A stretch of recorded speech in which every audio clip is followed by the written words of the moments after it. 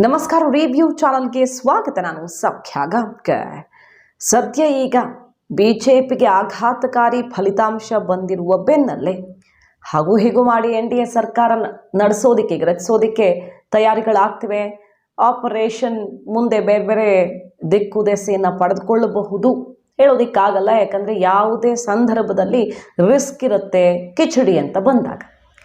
So ಮುಂದಿನ ರಾಜಕೀಯ ಬೆಳವಣಿಗೆಗಳು ಒಂದಿಷ್ಟು ಅನಿರೀಕ್ಷಿತವಾಗಿ ನಡೀಬಹುದು. ಈಗ ಸದ್ಯ ರಿಸಲ್ಟ್ ಬೆನ್ನಲ್ಲೇ ಮಹಾರಾಷ್ಟ್ರ ರಾಜಕಾರಣದಲ್ಲಿ ಮಹತ್ವದ ಬೆಳವಣಿಗೆ ಏನು? ಹಾಗಾದರೆ ಮಾಹಿತಿ ಮುಂದೆ ಇಡ್ತಾ ಇದ್ದೀವಿ. ಮಿಸ್ ಮಾಡಿದ್ರೆ ನಮ್ಮ ಚಾನಲ್ನ ಸಬ್ಸ್ಕ್ರೈಬ್ ಮಾಡಿ, ಹಾಗೆ ನಿಮ್ಮ ಅಭಿಪ್ರಾಯ ಕಮೆಂಟ್ ಮಾಡಿ ತಿಳಿಸಿ.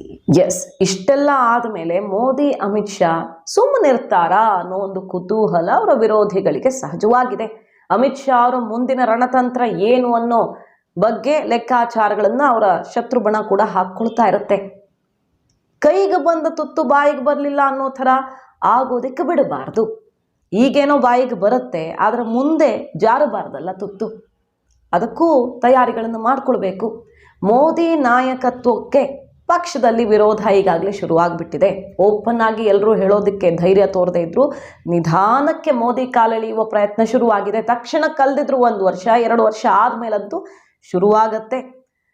ಈಗ ಆಗಿರುವ ಪೆಟ್ಟು ಸಮಸ್ಯೆಯನ್ನೇ ಪ್ಲಸ್ ಮಾಡ್ಕೊಳ್ಳೋದಕ್ಕೆ ಹುಡುಕೇ ಬಿಟ್ರ ಅಸ್ತ್ರವನ್ನ ಮೋದಿ ಶಾ.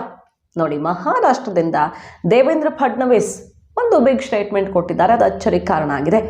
ನನ್ನನ್ನು DCM ಸ್ಥಾನದಿಂದ ಕೆಳಗಿಳಿಸಿ ಅಂತ ಕೇಳ್ಕೊಂಡಿದ್ದಾರೆ ಹೈಕಮಾಂಡನ್ನು. ನಾನು ಪಕ್ಷಕ್ಕಾಗಿ ಕೆಲಸ ಮಾಡಬೇಕು ಅಂತ. ಮಹಾರಾಷ್ಟ್ರ ಎಲೆಕ್ಷನ್ ಬರ್ತಾ ಇದೆ.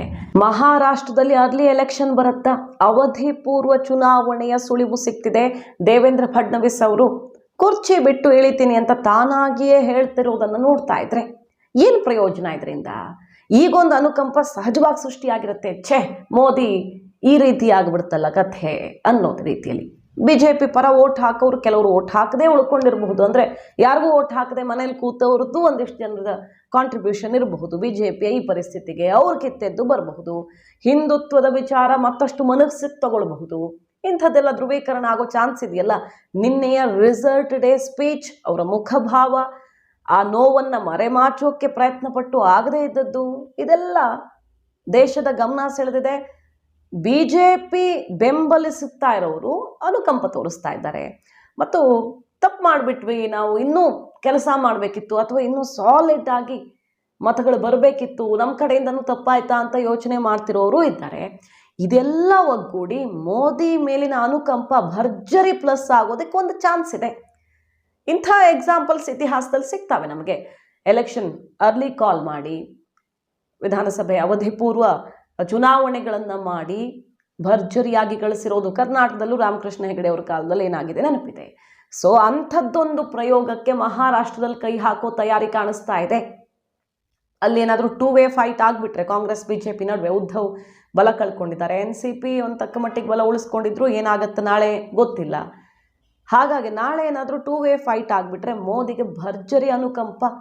2 ವೇ ಅಲ್ಲ, ಇರೋ ಪರಿಸ್ಥಿತಿಯಲ್ಲೇ ಹೋದರೂ ಕೂಡ ಅನುಕಂಪದಲ್ಲಿ ನಾವು ಗೆದ್ದು ಬಿಡಬಹುದು, ಭರ್ಜರಿಯಾಗಿ ಗೆಲ್ಲಬಹುದು. ಆ ಮೂಲಕ ಮೋದಿ ಅಲೆ ಕುಸಿದಿಲ್ಲ ಅನ್ನೋ ಸಂದೇಶವನ್ನು ದೇಶಕ್ಕೆ, ವಿರೋಧಿಗಳಿಗೆ ಮತ್ತು ಪಕ್ಷದ ಒಳಗಡೆ ರವಾನಿಸುವ ಮೂಲಕ ನಾಯಕತ್ವವನ್ನು ಭದ್ರ ಮಾಡಿಕೊಳ್ಳೋದು. ಏನೇನು ಡ್ಯಾಮೇಜ್ ಆಗಿದೆಯೋ ಅದನ್ನು ಈ ಹೊಸ ಚುನಾವಣೆಗಳ ಮೂಲಕ ಸರಿ ಮಾಡಿಕೊಳ್ಳುವ ಪ್ರಯತ್ನ ಖಂಡಿತವಾಗಿಯೂ ಶುರುವಾಗುತ್ತೆ. ಅದರ ಮೊದಲ ಹೆಜ್ಜೆ ಮಹಾರಾಷ್ಟ್ರದಲ್ಲಿ ಶುರುವಾದಂಗೆ ಕಾಣಿಸ್ತಾ ಇದೆ. ಯಾಕಂದರೆ ಮಹಾರಾಷ್ಟ್ರದಲ್ಲಿ ಕಾಂಗ್ರೆಸ್ ದೊಡ್ಡ ನಂಬರ್ನ, ಸ್ವಂತ ಬಲದ ಮೇಲೆ ದೊಡ್ಡ ನಂಬರ್ನ ಗಳಿಸ್ಬಿಟ್ಟಿದೆ. ಅಲ್ಲಿ INDIಗೆ ಬಲ ಕಾಣಿಸ್ತಾ ಇದೆ. ಹಾಗಾಗಿ ಇಲ್ಲೆಲ್ಲ ಈಗ ಮೋದಿ ಅಲೆ ಇದೆ ಅಂತ ಸಾಬೀತು ಮಾಡಿದ್ರೆ ಮತ್ತೆ ಎದ್ದು ನಿಲ್ಲೋದಕ್ಕೆ ಅವಕಾಶ ಆಗತ್ತೆ. ಈ ಪೆಟ್ಟು ತಿಂದ ಮೇಲೆ ಸುಮ್ಮನಿರ್ತಾರ ಮೋದಿ ಶಾ ಅನ್ನೋ ಕುತೂಹಲ ಇದೆಯಲ್ಲ, ಅದಕ್ಕೆ ಟ್ರೇಲರ್ ಥರ ಕಾಣಿಸ್ತಾ ಇದೆ ಫಡ್ನವೀಸ್ ಅವರ ಈ ಸ್ಟೇಟ್ಮೆಂಟ್. ಸೊ ಈ ಸೋಲಂದ್ರೆ ನೈತಿಕವಾಗಿ ಮೋದಿ ನಾಯಕತ್ವಕ್ಕೆ ಬಿದ್ದಿರುವ ಹೊಡೆತವನ್ನು ಅದನ್ನೇ ಪ್ಲಸ್ ಮಾಡ್ಕೊಳ್ಳೋದಕ್ಕೆ, ಗೆಲುವಿನ ಮೆಟ್ಟಲನ್ನಾಗಿ ಮಾಡ್ಕೊಳ್ಳೋದಕ್ಕೆ ಭರ್ಜರಿ ತಯಾರಿ ಶುರುವಾಗಿದೆ.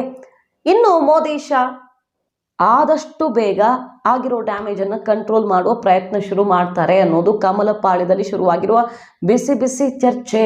ಕಾದ್ ನೋಡೋಣ. ಮಾಹಿತಿ ನಿಮ್ಗೆ ಇಷ್ಟ ಆಗಿದ್ರೆ ಮಿಸ್ ಮಾಡಿದ್ರೆ ನಮ್ಮ ಚಾನಲ್ನ ಸಬ್ಸ್ಕ್ರೈಬ್ ಮಾಡಿ, ಹಾಗೆ ನಿಮ್ಮ ಅಭಿಪ್ರಾಯ ಕಮೆಂಟ್ ಮಾಡಿ ತಿಳಿಸಿ. Thank you.